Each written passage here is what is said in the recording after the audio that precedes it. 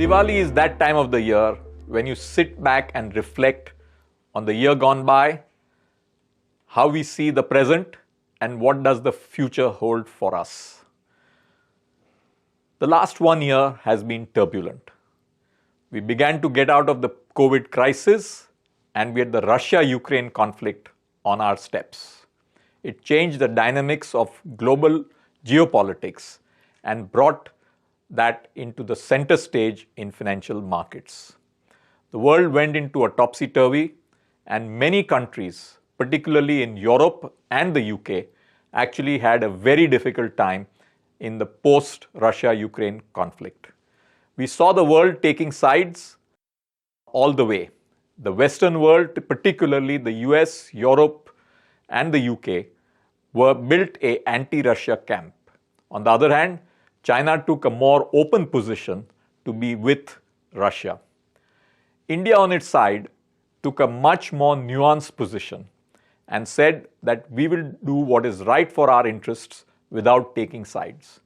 So as oil went up, India positioned itself to ensure that it did not get the negatives of a global geopolitical battle which was playing out. And I have to say that India handled itself beautifully. As the situation has progressed, we've also seen a significant change in the financial markets. Inflation, particularly in the Western world, does not seem to be under control. And India too is facing some of those challenges coming from a very sharp volatility in exchange rates, particularly the strengthening of the US dollar. We also saw the sharp depreciation of the yen, the euro, and the British pound. Therefore, Indian rupee has appreciated against these three currencies while weakening marginally against the dollar on a relative basis. So what does it mean for India at present and from here? We've seen some reduction in our foreign exchange reserves coming out of volatility on exchange rates in terms of MTM and some support by the RBI to the currency. And we are now at a foreign exchange reserve number of $530 billion. We need to ensure the use of our reserves carefully. At the same time, we must make sure that the Indian currency becomes a stable currency in the global volatility index. We are also continuing to see interest rate increases both globally and in India. I see some more interest rate increases, and one can debate whether at this stage the Indian repo rate endpoint is 6.25, 6.5 or higher. The world, on the other hand, the Federal Reserve, which had the Fed rate at close to zero about a year ago, is now heading to be somewhere around 4.5% dollar rates. And this is dramatically changing the global situation on interest rates.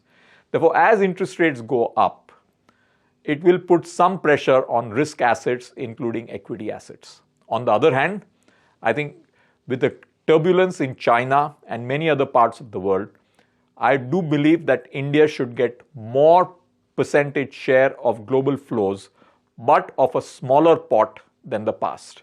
Therefore, this net equation is what we have to watch out for, a smaller pot, but a higher share of the global flows. And let us see how that plays out. India has to therefore use this time to navigate itself, focus on its current account deficit, and really grow domestically while containing inflation. On equities and risk assets, therefore, I would look at the year ahead with caution but not negativity. India may see some turbulence coming out of the global side, but should be able to withstand the shocks much better than the rest of the world.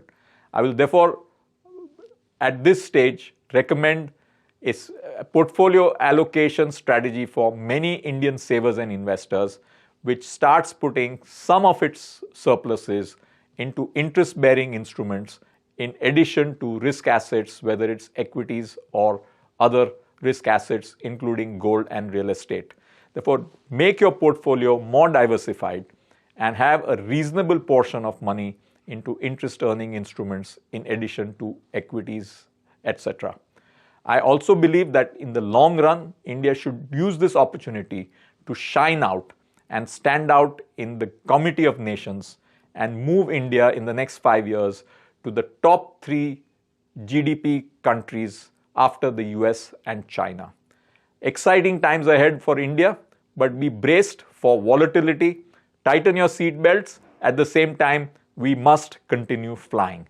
I wish all of you a happy Diwali and a wonderful Samvat 2079 ahead.